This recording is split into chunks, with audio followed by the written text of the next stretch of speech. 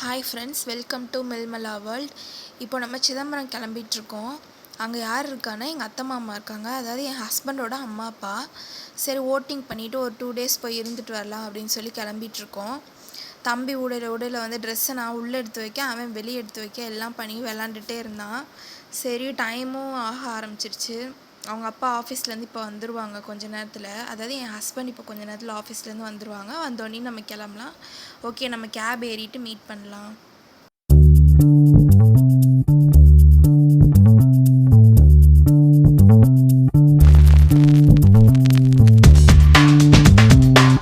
Gap ஏறிட்டோம். நாங்கள் நினச்ச மாதிரியே டிராஃபிக்காக தான் இருந்துச்சு. இத்தனைக்கும் நாங்கள் 2 hours முன்னாடியே கிளம்பிட்டோம் ரயில்வே ஸ்டேஷனுக்கு. எங்கள் வீட்டிலேருந்து 45 minutes ரயில்வே ஸ்டேஷனுக்கு ரீச் ஆயிடலாம். பட் அன்னைக்கு பார்த்தோன்னா 1.5 hours ஆயிடுச்சு ரயில்வே ஸ்டேஷன் போகிறதுக்கேவும்.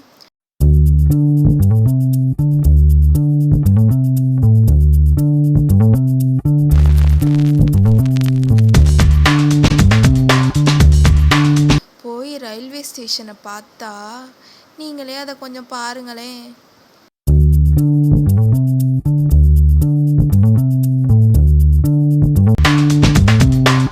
பார்த்தீங்களா, இப்படி தாங்க இருந்துச்சு. அதுவும் ட்ரெயின் முதல் முறையாக பின்னாடி கூட வந்ததை நாங்கள் அன்னைக்கு தாங்க பார்க்குறோம். அதுவும் நான் என் ஹஸ்பண்ட்ட கேட்டேங்க, என்ன மில்கி இந்த ட்ரெயின் இவ்வளோ கூட்டமாக இருக்குது அப்படின்னு கேட்டேங்க. லாஸ்ட்டில் பார்த்தா அது நாங்கள் ஏறுற ட்ரெயின் தானாங்க.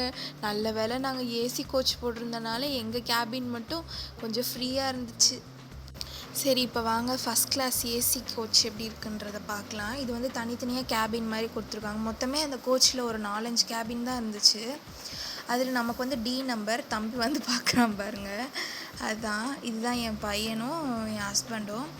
ஆமாம், ரொம்பவே நல்லா இருந்துச்சு. தனியாக கேபின் கொடுத்து ப்ளஸ் 2 பெட்டு கொடுத்துருந்தாங்க. பெட்டுமே வந்து நல்ல எக்ஸ்டெண்டாக இருந்துச்சு. நல்லா நம்ம இப்போ தம்பியை போட்டு நம்மளுமே ஃப்ரீயாக படுத்துக்கிற மாதிரி இருந்துச்சு. ரொம்ப நல்லா இருந்துச்சு. அதுக்கப்புறம் வந்து அந்த ஏரியாவுமே நல்லா காம்பேக்டாக நீட்டாக நல்லா இருந்துச்சு. அப்புறம் இப்போ நான் உங்களுக்கு ஒரு போர்டு காட்டுறேன் பார்த்தீங்களா, இது வந்து என்னென்னா ரெஸ்ட் ரூம் ஆக்குபைடாக இருக்கா இல்லை ஃப்ரீயாக இருக்கான்ற இண்டிகேஷனோடு கொடுத்துருந்தாங்க. இது ரொம்ப நல்லா இருந்துச்சு. க்ரீன் இருந்துச்சுன்னா ஃப்ரீயாக இருக்குன்றது மீனிங். அதே மாதிரி இப்போ ரெட் லைட் இருந்துச்சு அப்படின்னா ஆக்குபைடாக இருக்குதுன்னு அர்த்தம். அதுக்கப்புறம் இந்த ஏசிலையுமே ஒன்று இருந்துச்சு. அது எப்படின்னா, ஏசி வந்து கூலிங் ஜாஸ்தியாக வருது அப்படின்னா இதில் வந்து நம்ம கண்ட்ரோல் தான். ஓப்பன் அண்ட் க்ளோஸ்ன்னு இருக்குது. நம்ம க்ளோஸ் பண்ணால் பண்ணிக்கலாம், ஓப்பன் பண்ணாலும் பண்ணிக்கலாம். அப்புறம் இந்த ஸ்டெப்ஸ் கொடுத்துருந்தாங்க எக்ஸ்ட்ரா. ஃபஸ்ட் கிளாஸில் வந்து இந்த ஸ்டெப்ஸ் இருக்குது. பட் ஆனால் செகண்ட் கிளாஸ்லேயோ தேர்ட் கிளாஸ்லேயோ நார்மல் கிளாஸில் இருக்கும் தெரியுமா, ஸ்லீப்பர் கோச் அந்த மாதிரி இதுலலாம் இந்த ஸ்டெப்ஸ் இருக்காது. கம்பியாக தான் கொடுத்துருப்பாங்க. இப்போ ஏஜ்டு பீப்புளெலாம் ஏறுறதுக்கு ரொம்ப கஷ்டப்படுவாங்க. ஆனால் இதில் ரொம்பவே நல்லா இருந்துச்சு. ப்ளஸ் இந்த லைட்டிங் சிஸ்டமும் நல்லா இருந்துச்சு. அது எப்படி கொடுத்துருந்தாங்கன்னா, ஓப்பன் பண்ணால் லைட் எரியிற மாதிரியும், க்ளோஸ் பண்ணால் லைட் வந்து ஆஃப் ஆகிற மாதிரியும் கொடுத்துருந்தாங்க. அதுவுமே ரொம்ப நல்லா இருந்துச்சு. அப்புறம் தம்பியும் நல்லா உட்காந்து என்ஜாய் பண்ண ஆரம்பிச்சிட்டான். அந்த கீழே கொடுத்துருந்த அவங்க பெட்ஷீட்டு, அதே மாதிரி அந்த கீழே விரிக்கிற அந்த கிளாத்து எல்லாமே ரொம்ப நல்லா இருந்துச்சு. அப்புறம் இந்த ஸ்விட்ச் வந்து காலிங் பெல் மாதிரி, அவங்கள கால் பண்ணி நம்ம எது வேணும்னாலும் எமர்ஜென்சினாலும் இதில் நம்ம கூப்பிட்டோம்னா வந்துடுவாங்க. அப்புறம் லாக்கிங் சிஸ்டம் ரொம்ப நல்லா இருந்துச்சு. இதை பற்றி உங்கள்கிட்ட சொல்லணும் நான். இது எப்படின்னா, இப்போ மேலே நான் ஒரு லாக் காட்டுறேன்ல, அதை வந்து எடுத்தால் மட்டும்தான் செகண்ட் லாக் ஓப்பன் ஆகும். அதே மாதிரி செகண்ட் லாக் போட்டால் மட்டும்தான் மேலே இருக்க லாக் க்ளோஸ் பண்ண முடியும். அந்த மாதிரி ஒரு சிஸ்டமில் போட்டிருந்தாங்க. எவ்வளோ ஸ்ட்ராங்காக நம்ம லாக் போட்டு அவங்க வெளியிலேருந்து ஓப்பன் பண்ணணும்னு ட்ரை பண்ணாலுமே யாராலையுமே அது ஓப்பனே பண்ண முடியாது. அவ்வளோ ஸ்ட்ராங்காக கொடுத்துருந்தாங்க. சேஃப்டி பர்பஸ் ரொம்பவே நல்லா இருந்துச்சு. எங்களுக்கு ரொம்ப பிடிச்சிருந்துச்சி. நாங்கள் இப்போ தான் ஃபஸ்ட் டைம் ஏசி கோச்சில், அதாவது ஃபஸ்ட் கிளாஸில் வரோம். இதுக்கு முன்னாடி நாங்கள் செகண்ட் கிளாஸ் தேர்ட் கிளாஸ் தான் வருவோம். ஃபஸ்ட் கிளாஸ் எங்களுக்கு டிக்கெட்டே கிடைக்காது. இந்த டைம் கிடச்சிருச்சு. சரி, உங்ககிட்ட அதை ஷேர் பண்ணணும் அப்படின்னு நினச்சேன். இப்போ எப்படின்னா, இப்போ இந்த ஸ்க்ரீனோடு கொடுத்துருக்காங்க. இந்த ஸ்க்ரீனை இப்போ விளக்கணும் அப்படின்னா கீழே வந்து வென்டிலேஷனுக்கு ஒரு ஏரியா கொடுத்துருக்காங்க. அதுவுமே ரொம்ப இருந்துச்சு. இப்போ சிலருக்கு காம்பேக்டாக இருந்தால் ப்ரீத்தபிள் ப்ராப்ளம் இருக்கும்ல, அந்த மாதிரிலாம் இல்லாமல் ரொம்ப நல்லா இருந்துச்சு. அப்புறம் நைட் லேம்பும் கொடுத்துருந்தாங்க.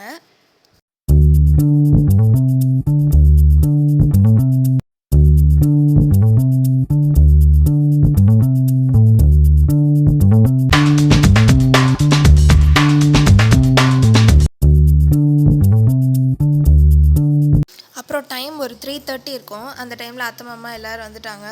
தம்பியை பார்த்தோன்னே செம்ம ஹாப்பி ஆகிட்டாங்க. அப்புறம் கொஞ்ச நேரம் தம்பி போக விளையாட இந்த மாதிரி இருந்தான்.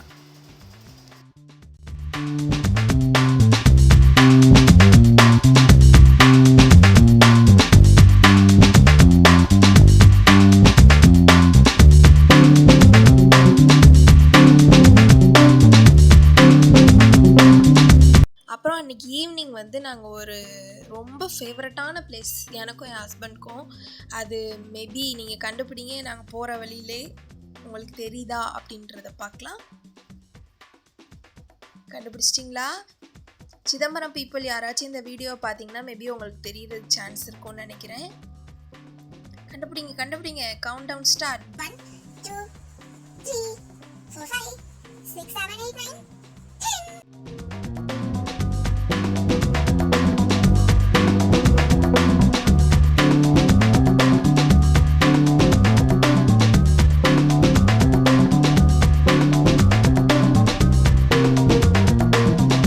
ஆமாம் ஃப்ரெண்ட்ஸ், நாங்கள் இப்போ கோவிலுக்கு தான் வந்திருக்கோம்.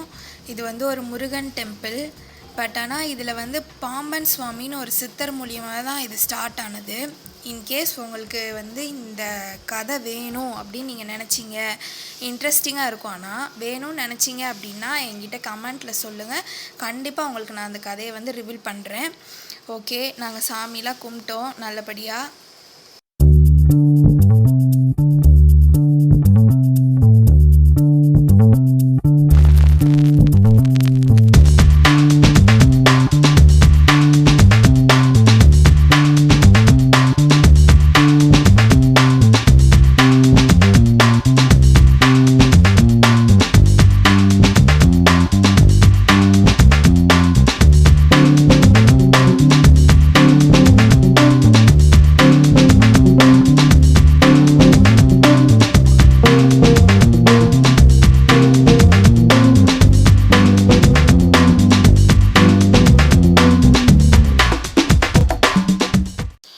ஊருக்கு போகும்போது டாய்ஸை வேறு மறந்துட்டோங்க. பாவம் தம்பி ரொம்பவே கஷ்டப்பட்டான். டாய்ஸ் எதுவுமே இல்லாமல் அவனுக்கு ரொம்பவே போர் அடிக்க ஆரம்பிச்சிருச்சு. அப்புறம் சரின்ட்டு குட்டி குட்டி பால்ஸ்லாம் அவனுக்கு வாங்கிட்டு வந்து கொடுத்துடணும். அதை வச்சு கொஞ்சம் நேரம் ப்ளே பண்ணான்.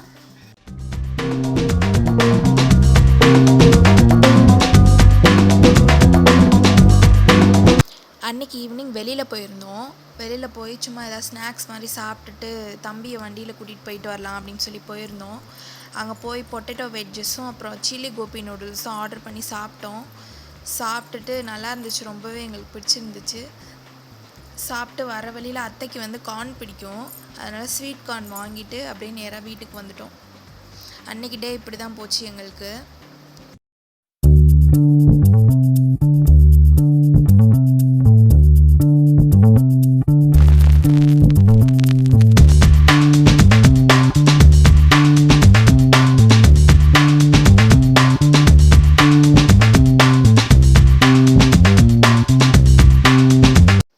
சண்டே நம்ம ஊருக்கு கிளம்புற டே வந்துருச்சு. அன்றைக்கி காலையில் வந்து இங்கே வீட்டில் எனக்கு கொஞ்சம் பூண்டு இல்லாமல் இருந்துச்சு.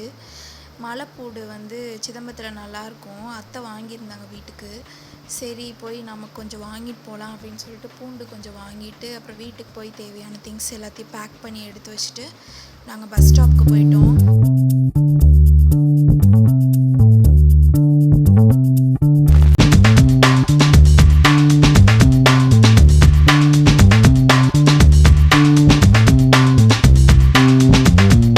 பஸ் வந்தோடனே பஸ்ஸில் ஏறி உட்காந்தோடனே அந்த குட்டியாக ஒரு வெயில் மாதிரி உள்ளே வந்துச்சு.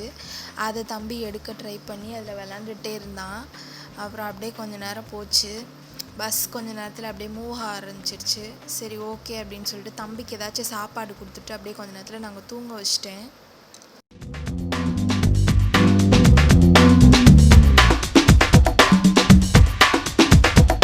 பஸ் எங்களுக்கு 8:30க்கு ரீச் ஆக வேண்டியது. ஆனால் அவனுங்க உருட்டு வீட்டுக்கு எங்களை கொண்டு வந்தது. ஆக்சுவலாக சென்னைக்கு நாங்கள் ரீச் ஆனதே 10 o'clock தான் ரீச்சே ஆனோம், உள்ளே என்ட்ரு ஆனதே.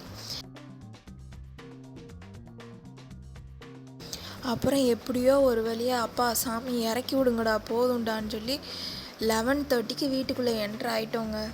வந்தோடனே தம்பிக்கு இந்த பால் அவனோட ஃபேவரட்டான பாலு, அதை 3 நாளாக பார்க்கலன்னே சாருக்கு ஒரே குஷி. அதை வச்சு விளாண்டுட்டே இருந்தார், யாரையுமே கண்டுக்கல. ஓகே ஃப்ரெண்ட்ஸ், இப்படி தான் எங்களோட 3 நாளும் போச்சு.